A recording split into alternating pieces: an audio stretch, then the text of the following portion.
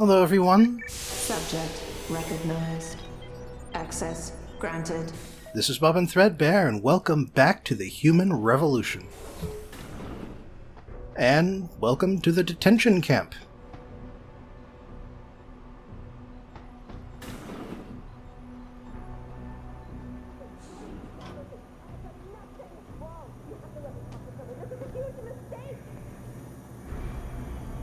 You've been detained for conspiring to commit a terrorist act. After processing, you will undergo a preliminary medical examination. At that point, I'm sure you will have the opportunity to raise your concerns. What? A terrorist? No! No, I know you think it's somebody on the street. You've got the wrong person. We will determine if you are the right or wrong person. If you cooperate, I haven't you done will lose. anything. Why have Not you locked me up? be made to You're cooperate. doing it. Please. Bob, you can't just hold me here. And this, for the record, is the part where I don't care whether these people are, intentionally a part of this conspiracy or not. Because, goddamn, how do they not understand what is going on here, if they don't understand? And if they do, how do they sleep at night? Anyway, that was the only guy on the radar, but there are other things around here. Other people, too. Also, secret paths. And let me just say that this area is a bitch to get to without any super jump or super strength. But you can do it. There are enough props and stuff inside the main detention area that you can basically throw it against that crate until it breaks, or until it moves enough that you can, walk around it.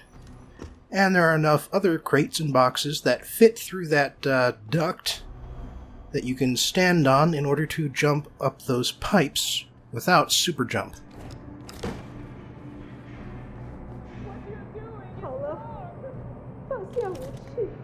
Alright, good point.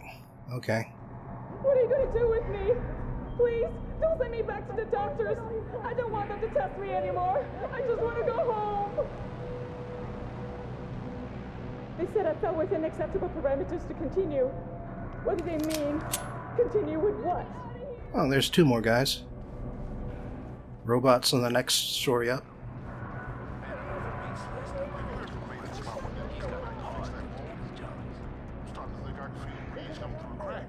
Negative. I submitted a work order request, but no response yet. If they're targeted and Bert finds out, someone's should have just used a sling. As long as we make sure we got ours covered. Cross the T's and dot the I's. I don't ever want to be in his crosshairs, especially about this. Yeah, he's got a hard on for this contingency plan of his. I don't mind telling you, I hope we never have to put it into effect. We all know what you mean. Then I think, would it be any worse for them than what we're already doing? I think I accidentally overheard two conversations at once there. Hit the alarm!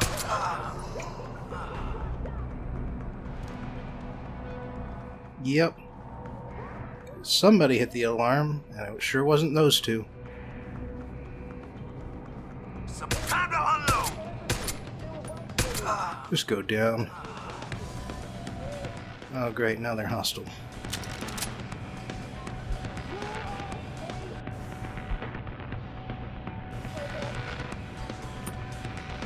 Where's the other guy? The one he would have been talking to. Well, if I can aim these grenades just right... if I can aim them right, should be able to knock out at least one of those robots. I also have to time them right, and apparently I was not up for that. Well, mine don't go as far, but... oh, nuts. That's inconvenient. Especially because those robots are looking for me. Well, This is a mess. But I'm alive, so I'm sticking with this run. Might as well go retrieve that EMP mine. I mean, that is definitely one benefit to using these things. They may not throw as far as you might like, but you can pick them up later if you miss. Can't do that with grenades. Keitner, Jensen, I'm in your detention camp and uploading to the security mainframe now. Copy that. Any problems? Nothing I couldn't get rid of. Yeah, well, we'll talk about that later. Right now, you need to get inside the interrogation wing and find out what Burke is hiding. Contact me when you know. Keitner out. I think this is hiding quite a bit already. I mean, these people they have no rights. They have no civil rights. That is the biggest problem right here, is that they are assumed to be terrorists, and so now Blackwater, or sorry, whatever the hell they're calling themselves, they are using the system as an excuse. Yeah. 5 is too dangerous. Gotta nuke the first one so I'm in strike range. But yeah, they are abusing Access granted. their ability to take prisoners. Damn it. I could turn off the robots here, but I don't have the right mod for it. Well, fortunately there are other ways to turn off a robot. This does pierce armor. So it didn't do too bad at destroying that guy. But yes, under the screen of their... Come on. Under the screen of their ability to detain whomever they want in their role as police and military officers, they are instead acquiring test subjects for illegal research.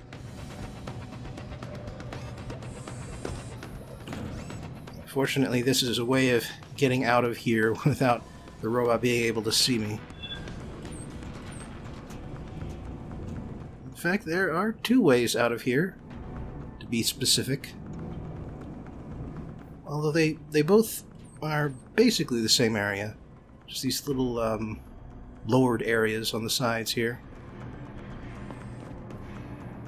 No other paths around here to speak of. There's the EMP. Yeah, I should probably grab that too. It's on the other side. I gotta approach it carefully, but if I do, I can get it back. It half fell through the floor. Oops.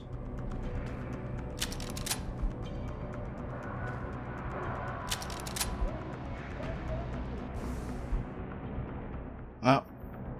There's a password for the computer I hacked earlier. Please, tell me what's going on back there, in the examination area. They took Leanne back there 2 days ago, but she hasn't come back.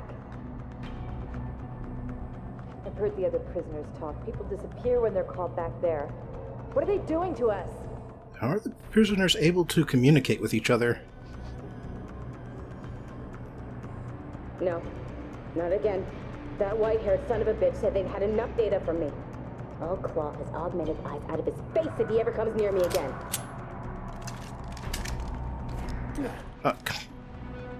What am I doing with the buttons here? Please put that thing away.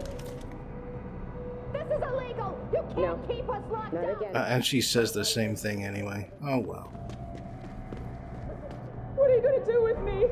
Please, don't send me back to the doctors. I don't want them to test me anymore. I just want to go home. They said I fell within acceptable parameters to continue. No! What do they mean? Not again. Continue with what? What more do they want from me, please? I've answered all their questions. Tell them I'm not sick. They're bringing in new girls, aren't they? I can see the empty cells. Take one of them. Let me go. Let me out. Harsh, but expected. Unfortunate in the extreme. They said I fell within acceptable parameters. Alright, I guess that's everybody. But hey, one of the cell doors is open. This has a lot more stuff than any of the prisoners have, so I'm guessing this is some sort of a break room for the guards. I think somebody left the door open, so they figured they might as well take advantage. Man, whiskey hits hard. I think I can get up here, though.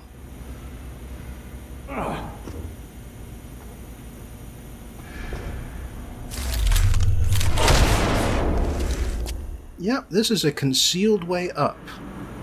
Well, for a certain definition of concealed, considering the tremendous noise you make punching down the door. Yes, it can see me through the window here. Fortunately... Come on, move. Move, you bastard.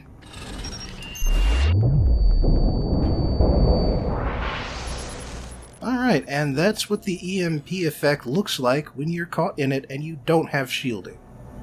It messes with your interface, which is troublesome, but not all that debilitating. Doing this! You're monsters! I guess it's your turn now, right? Your friends have already had their fun, so now you want a piece. Jesus Christ. Go ahead. Get it over with. As long as you don't send me back to the doctors. Why am I being held here? Where are we? You listen to me. I've done nothing. You're not one of them. Please, the scientists. They've been testing us. And worse, the commander, he's behind this. The guards are no better. They're barely human. They've used us in their own way. God damn, this facility is big. Oh, lasers here. But yeah, no sympathy for these guys. This is about as deep in it as you can get. This isn't right. I'm not a criminal. I'm not a terrorist.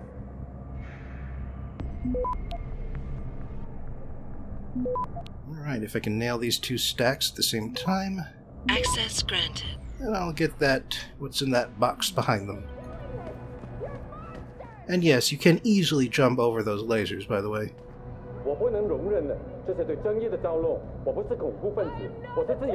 Oh hey, not all the prisoners are women. Some of them have actually committed crimes.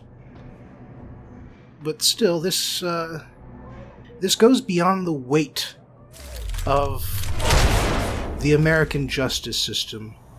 I don't belong here. Because I believe there's a phrase for this.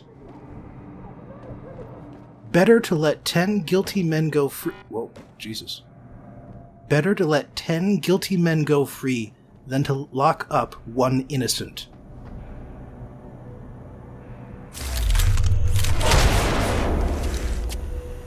And there's two ways up from here. Ooh, hypostip. Exit. Was this a reappropriated? Did this silo serve a different purpose once upon a time? I've already been questioned and subjected to all your tests. Please, just let me go. I won't tell anyone. The doctors, they said I wasn't viable for OCM inclusion. What does that even mean? Am I sick?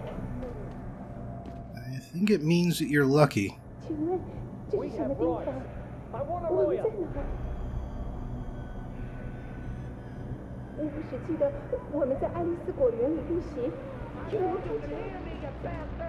Yeah, that one's from Alice Garden Pots. The only thing she did wrong was survive the assault. I haven't done anything. Why have you locked me up? Access granted.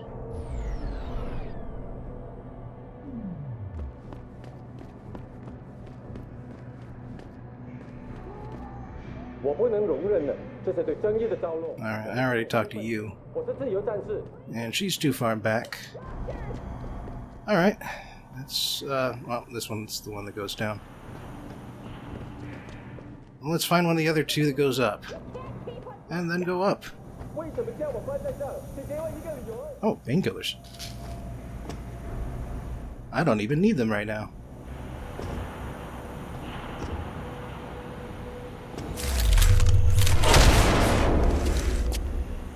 Alright, so the first floor had live guards. Second floor had robots. And on this floor, we've got the Typhoon emplacements. Oh, another Alice Garden Pod survivor. Yeah, you could just dance around the lasers. What are you going to do with me? Please, don't send me back to the doctors. Doesn't even go all the way to the corners there. I just want to go home. They said I fell within acceptable parameters to continue. Alright, there's the normal stairs there. Man, nothing behind any of these other boxes, though.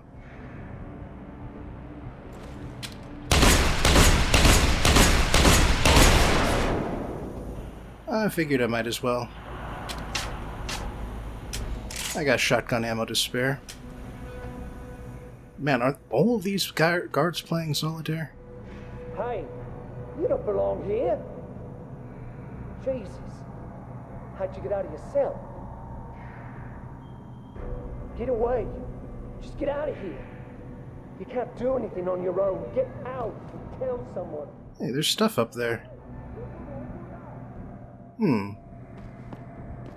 Listen, I'll sign anything you want me to sign. Just don't let him at me again. I don't want to die in this hole. I just want this to be over.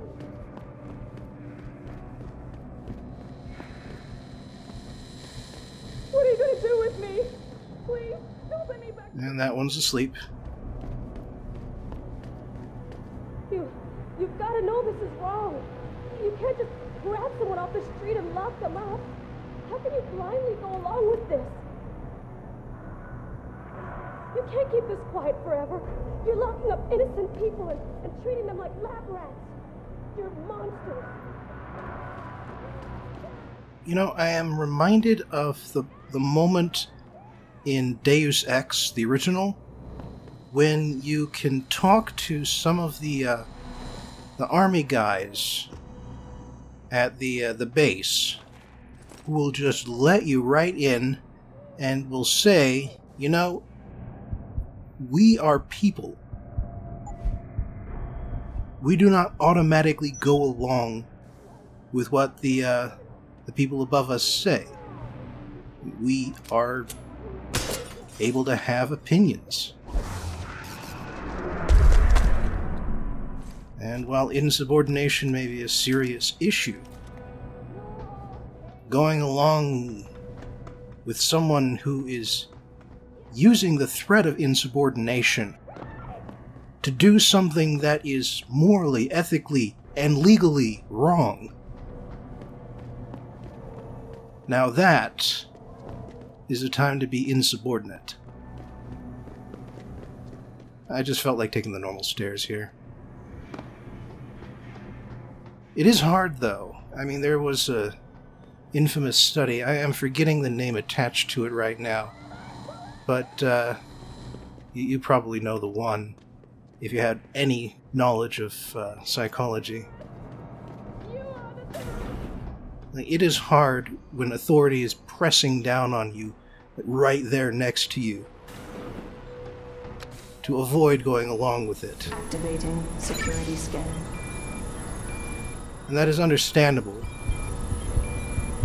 But at the end of the day, we are accountable for our own actions, even if we commit them for the sake of someone else, Biometric data. in the name of someone else.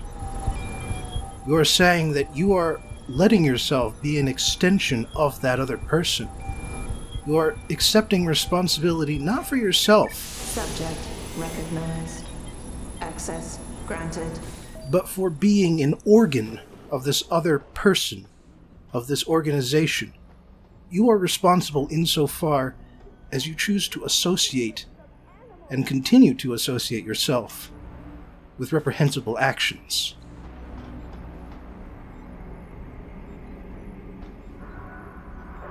Maybe there's no way out, but maybe you should try at least. I'm sorry. I'll stay quiet, I promise. Just don't hurt me anymore. Calm down. I'm not gonna hurt you. You're not one of them? One of the scientists? Please, you've got to get me out of here. You've got to do something before they come back. I don't want to disappear like all the others. Who would confuse him with a scientist? It's okay. What's your name? Nina Sullivan. I don't know why they're holding me in here. They just grabbed me off the street. I heard Cape Town was dangerous, but I thought with all the security around... Cape Town? South Africa? Isn't that where we are? I blacked out. They drugged me, I think. I was on vacation in Cape Town at the end of the summer. I was going to be starting senior year in the fall, and I wanted to have an adventure. My parents must be so worried. I take it you're not a terrorist, then? No, I've never done anything wrong. Never demonstrated against anything or anything. But neither have most of the girls here. I'm not sure about the men, but please, can't you get me out of here?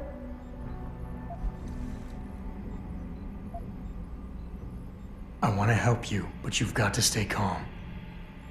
Now, what did you mean by disappear like the others? What's been going on back here?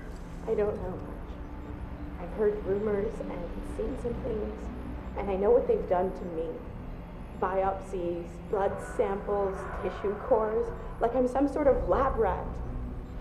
Is that why you're back here? Separated from the others? This is where they study and examine us to see if we're compatible or something. I don't know what they want from us. Sometimes we're sent back to the cells. Those that aren't, some of the others think they let them go, but I think they're being sent somewhere else, another facility maybe, somewhere else inside this one. Why? What makes you think that? Because of the way they talk when they're with us. It's like they're looking for some kind of perfect gene match or something. I'm not a doctor. I don't understand it. I just don't want them touching me anymore. Hold on. You said they were coming back? Who? Burke? Is he behind this? I'm not sure. He comes around, but not that often. I know he gives the orders around here, but he doesn't seem all that interested in us beyond some psych tests and questioning. He mostly leaves us to the doctors or scientists or whatever they are. Tell me about these scientists. Is one of them a woman named Reed? I don't know. I mean, there is a woman, but her name is Kavanaugh, not Reed. I heard the guard call her that. She seems different. Like she doesn't like what they're doing to us. I can't help but think she's being forced to do these things. The others just treat us like animals. It's horrible. I just want to go home. I know this is gonna seem cruel, but I can't help you right now. You're going to leave me here? You can't. You have no idea what it's like. Please. I can't have you tagging along just yet, or walking the halls alerting the guards. Trust me, when I can get you out, I will. But your best bet is to stay put. I'll alert them anyway. Burke and the two doctors were just here heading for the morgue. I'll tell them you're here. I will. Let me out or I'll tell them, I swear. And then what? Do you really think they'll let you go? I'm still the best chance you've got, but you have to be patient. Please. Don't go. Yeah, not about to turn this game into a escort mission. Awaiting transfer to lab. These are the medical holding cells.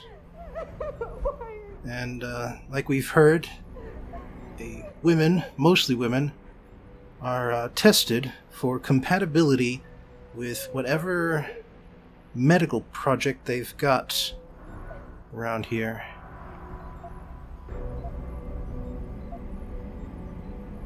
It's all about genetics. And so, oh dear. I'm slumped in the back there. Apparently this is where they got those EMP chairs. It's because they keep putting in subjects with augmentations. So, you know, that makes sense. Apparently they just installed one at great expense on the ship and trotted it out when Jensen made himself known. Terminated, processed, returned to Tong Se-ho. Interesting that they abbreviated everything except the second part of his first name. I guess they don't understand Chinese names. Clinical trial log 11/27. Attending Dr. Tiffany Kavanagh, Dr. Gary Savage. Observing Commander Peter Burke. Patient has been sedated and restrained.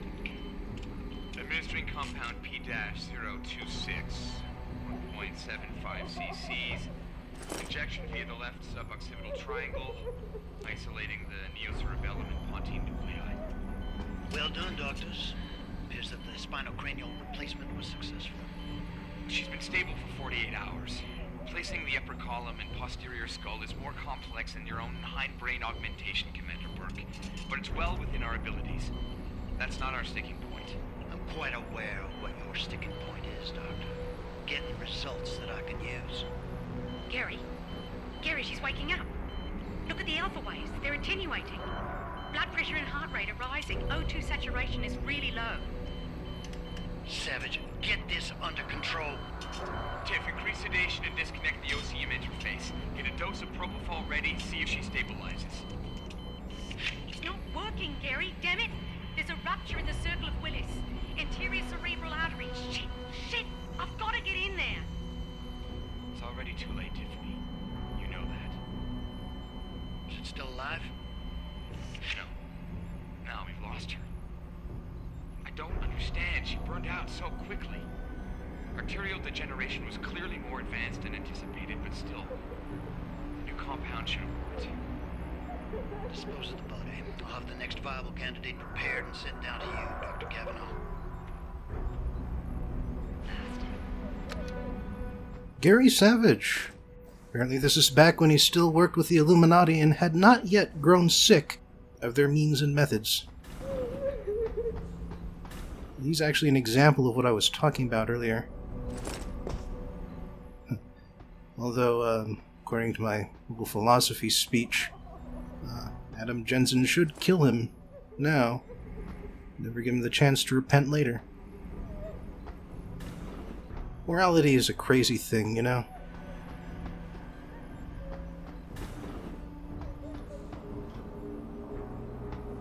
I also noticed that Bert called it the test subject an it instead of a she. Oh, Opus Dei.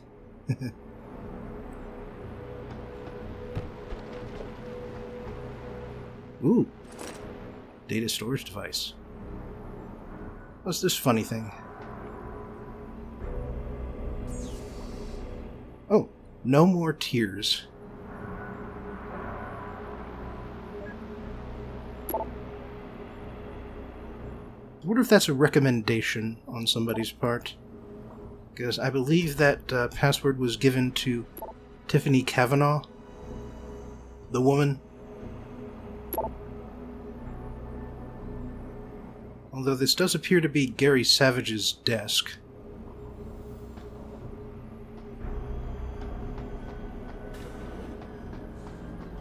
Right. Anyway.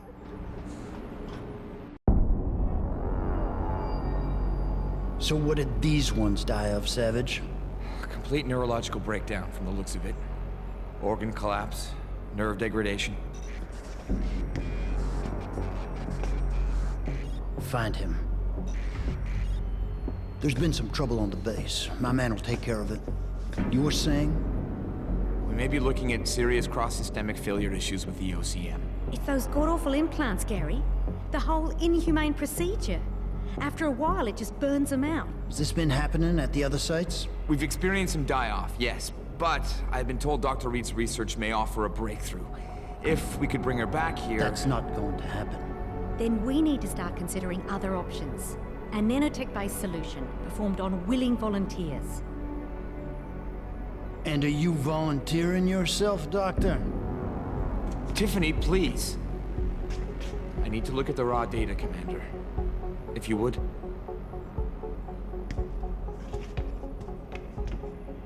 I turned a blind eye to your little office romance, Savage. But if she becomes a problem, she will be volunteering.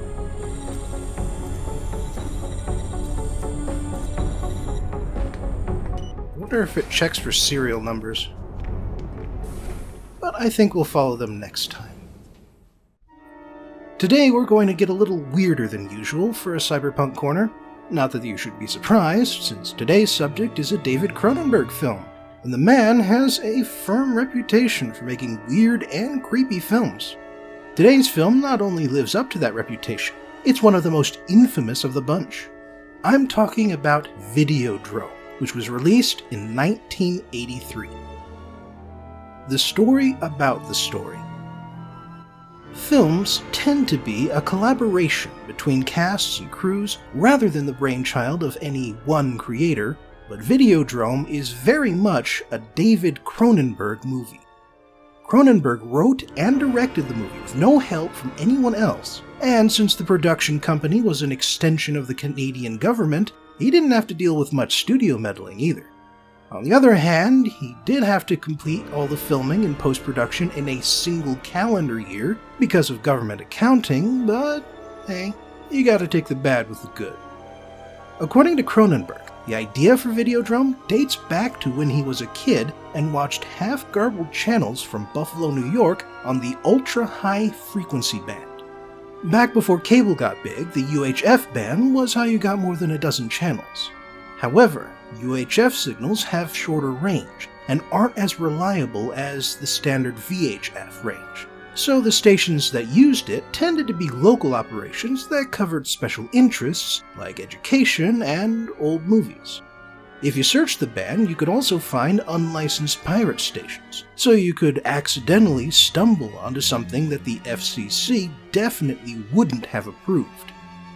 Something else to remember about the early 80s is that this was right before home video really took off.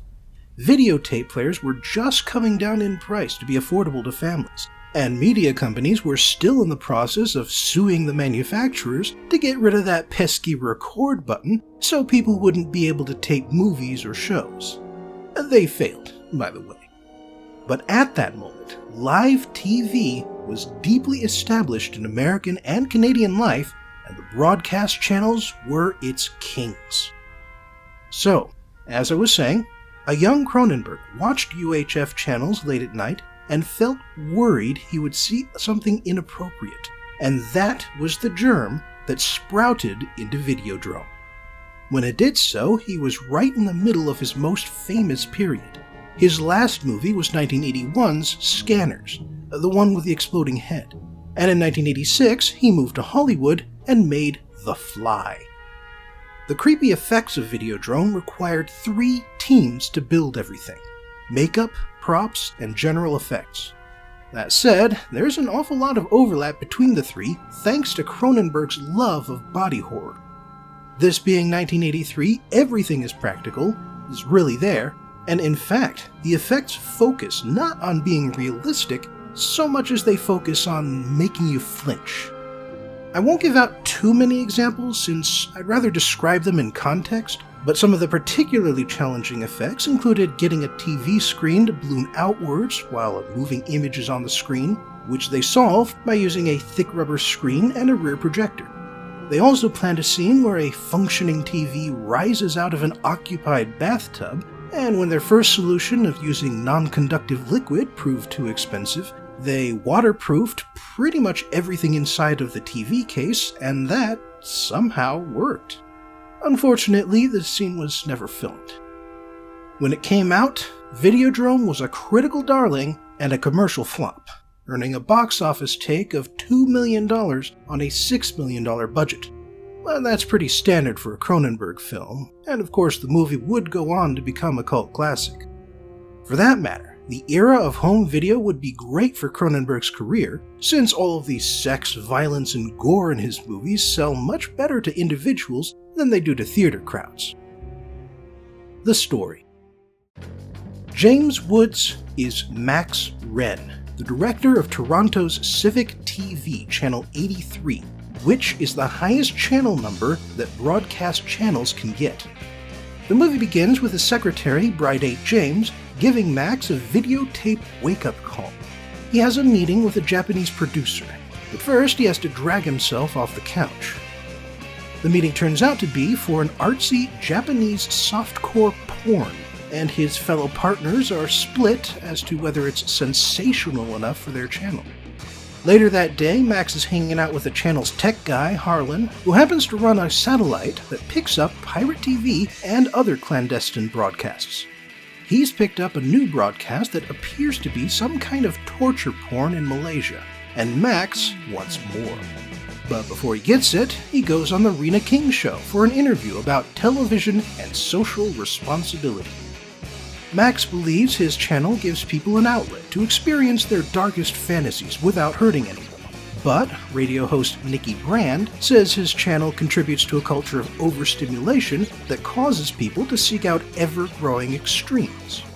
The third guest is Brian Oblivion, a New Age prophet who believes the television screen is the retina of the mind's eye, and therefore TV is more real than reality. Meanwhile, Max starts flirting with Nikki. When Max heads back to Harlan, he finds out more about the broadcast. Apparently, it's mostly torture without much porn. It's incredibly realistic, and it's not really from Malaysia. It's from Pittsburgh. Max then heads to Nikki's station where he catches part of her emotional rescue show.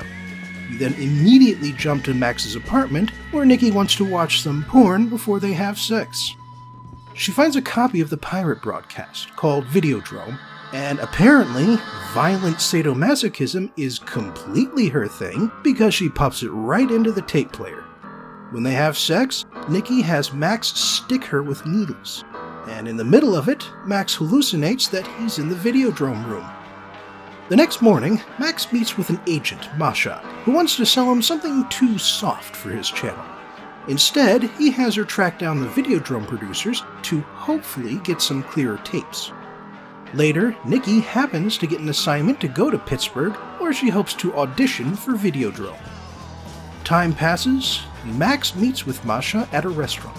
She warns Max to stay away from Videodrome, because the torture and deaths on that show are real, not staged. Plus, the people behind it are political. They're pushing a philosophy. Despite that, Max insists, so Masha gives him a name, Brian Oblivion. Max heads downtown to where Oblivion has an office at the Cathode Ray Mission, a place where homeless people can get a free lunch, watch a few hours of TV every day. The idea is that watching TV will help them rejoin society's mixing board. Once there, Max meets with Bianca Oblivion, Brian's daughter. He doesn't get to meet with her father since Brian hasn't spoken to anyone face-to-face in 20 years, but Max does name-drop Videodrome before leaving. Thinking about Masha's warning, Max finds and unpacks his gun, and then Bride comes over with a video response from Brian Oblivion. She mentions that Nikki actually went to Pittsburgh on leave and not on assignment, but when she touches the Videodrome tape, Max slaps her twice. Except he didn't. He hallucinated slapping her. Bride leaves and Max pulls out Oblivion's tape, which breathes for a second. On the tape, Oblivion explains that Videodrome is the arena in which forces will fight for North America's future. He was in Max's situation once upon a time, and he had visions that caused a brain tumor, rather than the other way around. And when they removed the tumor, they called it Videodrome. Oh, and then Nikki strangles Oblivion and the TV set starts breathing. so Max makes out with it. Max returns to the cathode ray mission and confronts Bianca. She points out that Max's hallucinations started when he began watching Videodrome and explains that the program, along with her father's tapes, have a signal that induces hallucinations and causes the same kind of brain tumor Oblivion had. And it is had, because Oblivion died 11 months ago, and his daughter has been keeping his spirit alive using the thousands of videotapes he recorded before he died. He didn't die of his tumor either. His Videodrome partners killed him when he realized that they were going to use it to brainwash people instead of leading them to a technological ascension. Having realized Max is just another victim, Bianca gives him a few more tapes that will help explain Videodrome. Max goes to ask Harlan if he's been hallucinating, but strangely, he hasn't.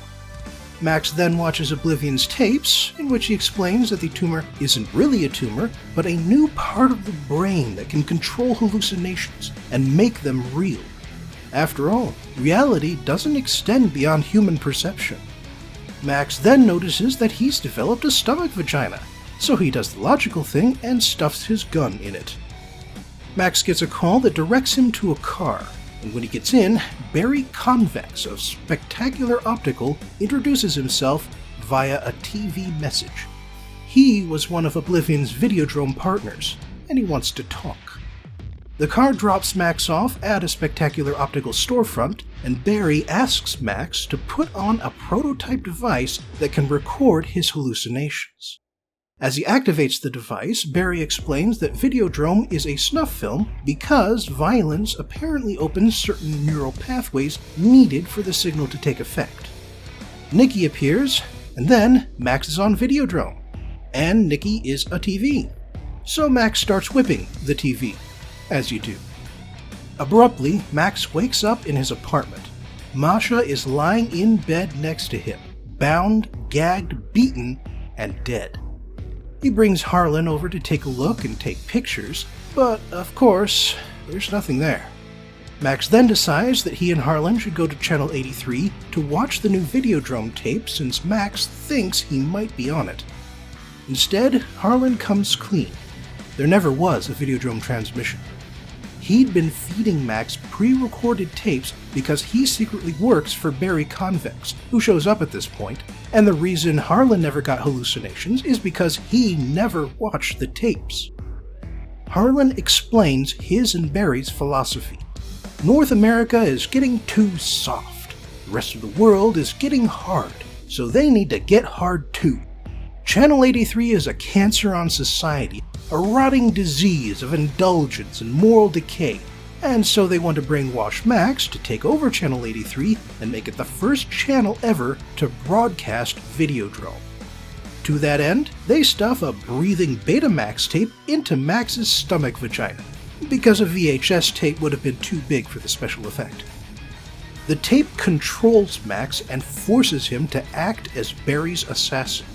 Max pulls his gun out of his stomach and watches as it fuses to his hand, except for the times when it isn't.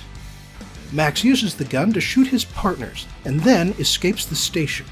He then goes to kill Bianca Oblivion, but she's prepared for it.